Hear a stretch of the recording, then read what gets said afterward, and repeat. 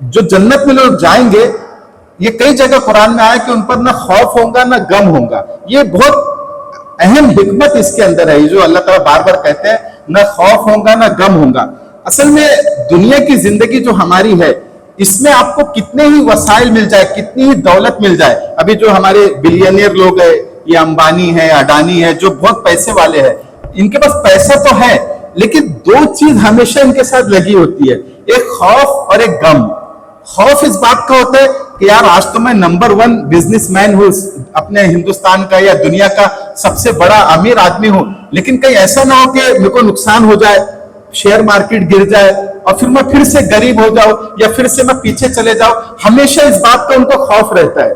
या हमने भी, अगर हमारे पास नौकरी है, हमें डर रहता है कि नौकरी ना चली जाए। अगर कोई बिजनेस चल रहा है, अरे अभी बिजनेस तो अच्छा चल रहा है, लेकिन कहीं ऐसा ना हो कि मेरा बिजनेस ठप हो जाए, तो हमेशा हमको खौफ रहता है। चाहे कितनी दौलत हमारे पास आ जाए, कितने ही वसाइल हमारे पास आ जाए, लेकिन कहीं ना कहीं खौफ रहता है। और दूसरा गम भी हमेशा लगा रहता है। आप कितने भी मालदार हो, कितना भी रिसोर्सेस हो, लेकिन एक पास्ट का, माजी का कोई ना कोई गम रहता है। आपके रिश्तेदार में किसी का इंतकाल हो गया, आपकी किसी की औलाद का इंतकाल हो गया, बीवी का इंतकाल हो गया, माँ बाप का इंतकाल हो गया, यानी कोई चीज पीछे या कोई ऐसा गलत काम उसने कर दिया तो उसका गम उसको रहता है। चाहे कितने ही मालदार हो, अभी किसी का औलाद का इंतकाल हो गया, बेटे का इंतकाल हो गया, अब वो कितना ही मालदार है, लेकिन उस बेटे का गम तो रहेगा ना उसको कि भाई मेरा बेटा था, उसका इंतकाल हो गया, एक ही बेटा था, वो गम तो रहेगा कितना ही मालदार हो।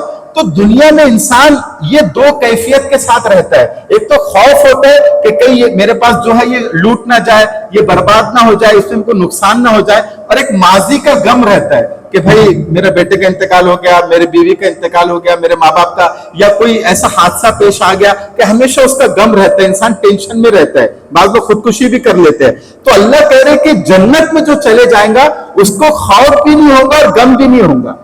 खौफ यानी इस बात का खौफ नहीं होगा कि जन्नत में जो नेमतें मिल रही कहीं नेमतें छिन ना जाए, कोई खौफ नहीं होगा। इसलिए कि उसको कह दिया जाएगा कि तुम हमेशा हमेशा जन्नत में रहोगे। तो अब खौफ नहीं होगा कि जो नेमतें जन्नत में मुझे मिल रही कहीं छीन ना जाए, इस बात का खौफ नहीं होगा।